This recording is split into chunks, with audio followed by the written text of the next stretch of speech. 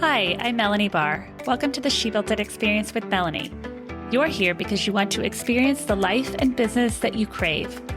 Join me as I talk to women who have successfully built it, a career and business that they love. We dive into the topic of how they built it and talk about everything from having the courage to make career leaps to the details of how to lead effectively, create successful teams, implement strategies for growth, and infuse tech innovation. Magic happens when we focus on the part of ourselves and our business that brings us joy. So let's dive in.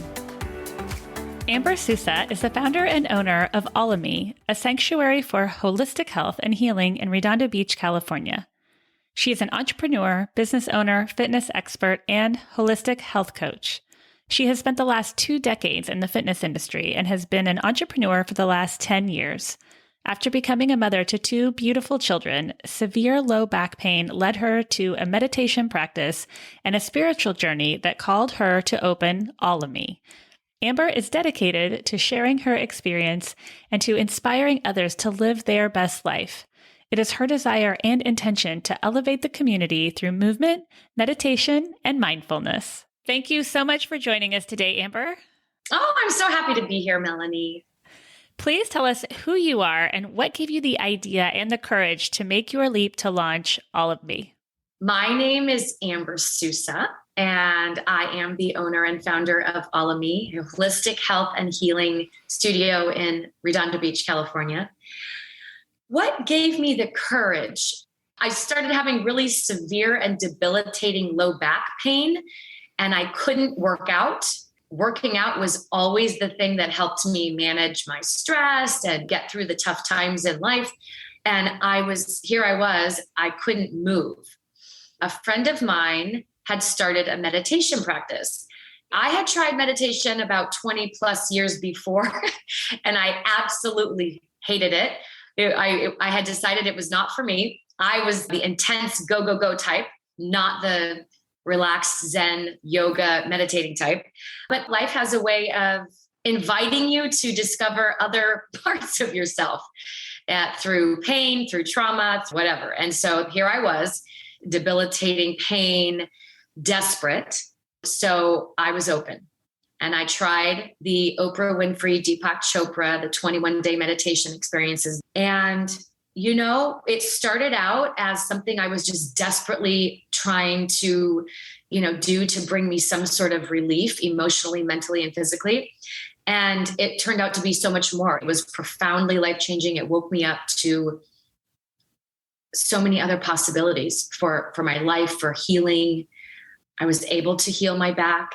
When I am passionate about something that helps me, I want to share it with every single person I know. And so that's really what happened. It's not like I came up with some business plan and decided to open Allomi. It was like life threw me a curveball. Out of desperation, I tried meditation. It changed my life so profoundly. And that is what gave me the courage. I love how you followed your passions and turned it into a business. And isn't it amazing how we hit those rock bottom moments where we're like, I'll try anything. And sometimes the best things come out of those moments. And we don't think about that as it's happening to us because it's terrifying at the time. But you've built this beautiful business and life and something you're passionate about out of that moment. And do you have advice for anyone that is the go-getter type, how they might be able to start a meditation practice? Because I agree with you. I think meditation is a little bit different for everyone. And it's great that you found what works for you. I love everything you just said. People have these preconceived ideas of what their meditation practice needs to look like in order to be effective. And oftentimes that looks like being still for a really long time and having absolutely no thoughts going on, right? And that's not the case. We all have thoughts going on all the time. It cracks me up when people come to me and they say, oh, well, I have that like monkey mind kind of, my thoughts are racing all the time. And I say, yeah, join the club. We all do. Start with 2 minutes, slowing down, taking some deep breaths. And guided meditations are really helpful because if you just sit down and try to be in silence when you've never done that before, you're probably not going to get too far without going, well, this is terrible. This is awful. I hate this. So if you can hear somebody else guiding you for a few minutes so that you can focus your attention on what they're saying, that will help you come into the present moment. And then go from there. Let it change as you continue to change. Isn't it amazing how sometimes we have to slow down in order to move forward and in order to speed up? That is what I have found. If I am feeling a nervous energy or I got to do this, I got to, like it's coming from more of that frenetic force place, I always know that I need to stop and breathe and pause and wait. The answers come when I pause and give myself permission to just listen. So far, the most exciting part of it's introduced me to my inner voice that I can trust. And I spent the majority of my life listening to everyone else's voice tell me what was the right thing to do for me. That little voice that kids have. Kids are tuned in. We lose that. We disconnect from that. And we get really concerned about what everybody else is doing and what everybody else thinks. So meditation really reconnected me with that inner voice that I can trust. If I'm confused, if I'm afraid, if I'm feeling indecisive, if I need clarity about something, the answer is always to stop, just breathe and slow down and listen. The ability to learn to trust ourselves is so important. And you just reminded me of a moment that I had. Our Wi-Fi went out, and so I had to go to, in California, it's so shut down, and I was hosting a live event. I couldn't do it with a mask on somewhere else, so I had to find a friend's house to go to in order to do this live event. I was trying to feed the kids, trying to get out the door. I thought I hit the microwave for 30 seconds. I must have done 30 minutes because I ran upstairs for a minute, was probably up there for 3 minutes, and Elliot comes running upstairs. The microwave is smoking. This isn't like me to do these things, but I was in that moment where I was trying to do too much and frazzled. That was a moment where I just needed to slow down and just say that everything is going to be okay. And we can get to where we're living our lives that way, living our lives, not necessarily almost setting the microwave on fire, but to where we're in that pace of go, go, go. It's so important just to slow down and take that time for ourselves and to honor ourselves, right? Well, absolutely. And it's also, two things that I'm thinking about with that story. Number one, it's a reset, right? Because if we get up and we start our day by just like hitting the ground running without tuning in, slowing down, checking in, breathing, we're going to be on that adrenaline rush all day. And so it's like a reset button. Also, it's a really great opportunity in that moment to show your children, right? Like in that moment, it's okay. We have the time to pause for 1 minute. We're teaching them, we don't have time for that. We don't have time for that. We're in a hurry. Let's go, right? And they're getting swept up into this energy of frenzy. And so in that moment, if we go, oh boy, Elliot, like, thank you. This is such a good time for all of us to just take a deep breath and reset. And that's what I did. The microwave almost setting on fire. I was like, okay, Melanie, you're going to take a minute and slow down. And the kids were so surprised because it's not like me to set anything on potentially on fire. Right. So right. You're so right. In that moment, I was like, okay, there's no emergency. Thankfully, I got to slow down. I got to pause. Everything's going to be okay. Yeah. What are the classes and what do you offer your clients today? And how do you hope to inspire and empower others to live their best life? Oh, I love that. I have 3 categories: movement, meditation, mindfulness. So the movement classes, we have yoga, we have cardio dance, we have fitness, we have piloxing, which is like a blend of Pilates and boxing and dance. We have mat Pilates, anything that helps you move your body. And then meditation, we have guided meditation where we, have people come in and get on their mats and just get still and get quiet. And mindfulness. We have something for everyone wherever they're at on their journey. If you just want to come in and sweat, you can come in for a workout, right? It is fitness and wellness. But if you're interested in taking a deeper look into things more spiritual. And how do you hope your classes and what you've created inspire and empower people? Yes. I support people to be the greatest version of themselves that they were born to be. And when you're looking to do that and achieve that, you have to pay attention to your body physically, your mind mentally, emotionally, your spiritual connection. So, and all of these modalities are meant to bring you closer to the truth of who you are. I hope to inspire people to be their best selves by being a living example of someone who is constantly saying yes to my inner voice, whatever that looks like.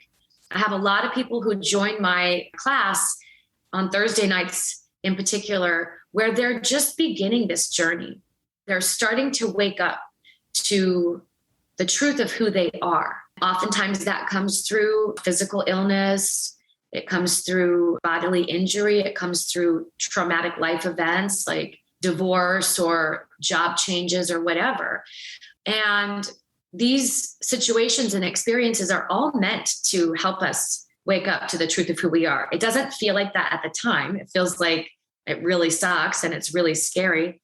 My whole mission of having Allomi is to be able to provide a space where people can come at whatever place they are on their journey, and have somebody else to look at and go, okay, I know that she's been here and she's okay.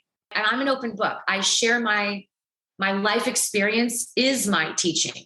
And everything that I've been through, I share so that I can inspire others, so that they know that they too have the courage and the strength and, the capacity to expand beyond what they ever thought was possible for themselves. And it's so great that you can be such an inspirational guide.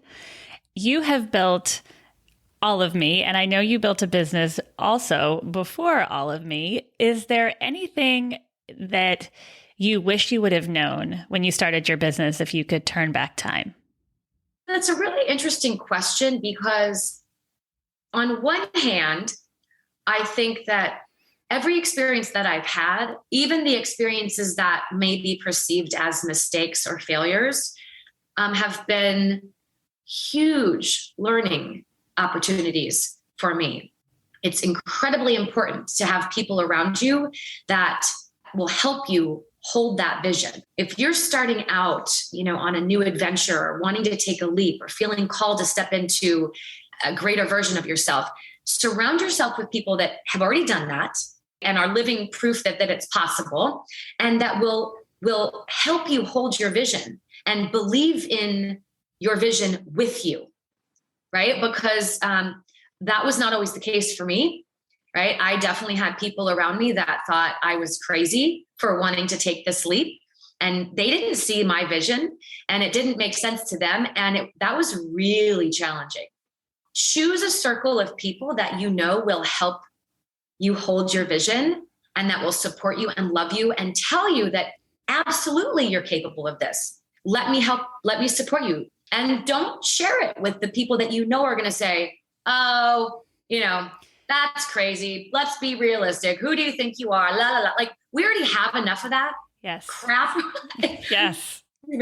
So true. And sometimes it's the people that are closest to us. They might not mean to, but sometimes it can be those people that put those thoughts in our head that make us doubt ourselves. You are so right about finding those cheerleaders in your life, or the people that can bring you additional knowledge and share in your vision, or just cheer you on. Yeah. And I definitely want to speak to what you just said, because yes, the people in your life sometimes are the closest to you, and their intention is not to cause you harm. Their intention is to protect you. And if they're afraid for you, they're going to want to protect you. And I totally get that. And I have come to see that now. It's not necessarily that they're trying to rain on your parade or ruin your life. It's that they're afraid and they don't see the vision. But that's why meditation is so absolutely vital when you are looking to expand into the highest version of yourself, because that inner voice that tells you you're meant for this, you can do this. that voice is so important to hold on to.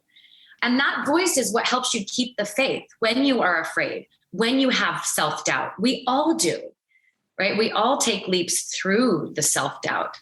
I love that you encourage people to listen, because you're right. We all have it, but we have to teach ourselves to listen and to hear it. Absolutely. When I'm teaching, there's so many things to look at. And when you're looking at expanding into the higher version of yourself. And a lot of it is taking a look at and letting go of old limiting beliefs. And one of those beliefs is, in order to be successful, you have to go, go, go, go, go. The harder you work, the better. The more hours you work, the better, right? Like the less sleep you get, you must care more about what you're doing. Taking all of those beliefs and just flipping them, upside down and saying, that's not necessarily true. I'm actually more effective when I'm just relaxing and slowing down and tuning into what feels right. And present. And I'm present. Yes, absolutely. How important do you think it is that we stay in touch with our inner child and that we find ways to move our body? And how do you stay in touch with yours today? And how does that help you in life? Oh, I love that question. First, I want to just share with this story of my daughter that happened recently. We were at a pool, and it was a public pool, tennis and pool club. And there's tons of people, and my daughter's in the pool, and I'm sitting on a chair, just observing everybody, watching everybody. And she's in the middle of the pool by herself, singing and dancing her heart out, like passionately, like she's like, la, la, like so, big and moved. And my heart is just bursting with joy as I'm watching her, because what I'm noticing is I'm looking around at all the adults, and I know that every single one of these adults had moments like that when they were kids, of total freedom and abandonment and not worrying about what anybody else thought, and just complete self-expression. My son is 7 years old. I don't think he's going to be a dancer, but you know what? He loves to sing and dance. It's fun for him. Yeah, we get away from playing. We get away from giving ourselves permission to be free. And so by tuning into the inner child, we do gain access to that part of ourselves that is free, and that does believe that everything is possible. I mean, if you ask my 7-year-old son what he wants to be when he grows up, he will tell you he wants to play for the NFL. He wants to be a professional football player like Tom Brady. And then he wants to go on to coach. There's no follow up with, but it might not be practical, so I have to have plan B. Nobody comes into this world with the thought, I might not get to do what I love to do because it might not be practical. That is a thought that we are given by the people in our life. So by tuning into our inner child, we are able to gain access to the part of us that still believes that everything is possible and still believes that we are meant to do what we love. That's why we love it so much. It comes naturally to us. It's part of our makeup. So we have to sift through all this other crap that we've accumulated over the years and tune into that inner child that plays, that is free. I love that you went back to that. And Parker, my daughter, she loves art. And there was so much art going on in her room, glitter everywhere, that it expanded into the garage. So now she has this table that's just full of art. Maybe if you're listening, you're someone who used to love art, but doesn't do art anymore. Or maybe you played hockey or football and you don't do that anymore. You're so right. It's connecting to those things where you think, wow, I really used to love to do that, but I don't do it anymore. And when we make that leap to actually try it, really incredible things can happen in our lives. Absolutely. In fact, that's one of the questions that I ask people when I start coaching them. I ask them, what are some of the things that they loved to do when they were kids, right? What were their dreams that they had when they were kids? I get people all the time coming to me who they're in their job that they hate because that was the practical job to get. And it was the job that they could make this amount of money and they'd have their 401k. And I'm not saying anything bad about that. I'm all for like making a lot of money and being really, happy and successful and abundant. But it's if you get too far away from who you really are and the things that you love, life is unfulfilling. There's so much more than just checking the boxes. Yes, absolutely. And I tell people all the time, I'm not asking you to quit your job and go become a ballerina tomorrow. Like, I'm just saying, how could you start to invite some of these things back into your life? Do some art, take an art class. You can even go watch a ballet. Yes. Years ago, this was before kids. I went to New York with my now ex-husband. We saw Jersey Boys. And I grew up in musical theater, and I thought for sure that I would be on stage performing for my career. And that's not how my life turned out. And I sat there in the audience and tears streamed down my face because I was watching these performers and I was grieving and mourning the fact that that would never be my life. I was early 30s, like plenty of time, right? Plenty of time. But I just said, well, that's not my life. My life was either going to do that or it's going to do this. And I guess it's doing this. And my heart broke. I mean, I loved watching them, but my heart broke. And I thought to myself, well, maybe in another life. And here I am. And who knows what's going to happen with it, but I'm writing a one-woman show. And I am set to do a reading of it next month. So who knows? Like, I love it. Good for you. Yeah, it's never too late, right? It's never too late to live your dreams. Magic happens when we focus on the part of ourselves and our business that brings us joy. What is one tip that you can leave with us today about how you find and live your joy? You've given us so many good ones. Anytime you start to feel dissatisfied in your life or focused on what's not going well, stop, look around, and choose a couple things that are really going well in this present moment. We lose joy every day because we're so focused on where we think we should be or what we don't have. This morning I woke up and I thought, I have this beautiful home that I get to live in. We take things for granted. We really take things for granted. We have so many things to feel joy about if we are mindful about paying attention to what those things are. I do a gratitude thing with my kids every single day on the way to school, in the morning or at night. Like, what are 3 things that you're grateful for? It's very simple. 3 things that you're grateful for. That'll bring you back to joy right there. Bring you back to the present moment. It's so simple, but super empowering. And also think about how much energy you put into worrying about things that never actually happen. Love is our default as a child until we get to a certain point. And then all of a sudden, fear becomes our default. And that's how we live.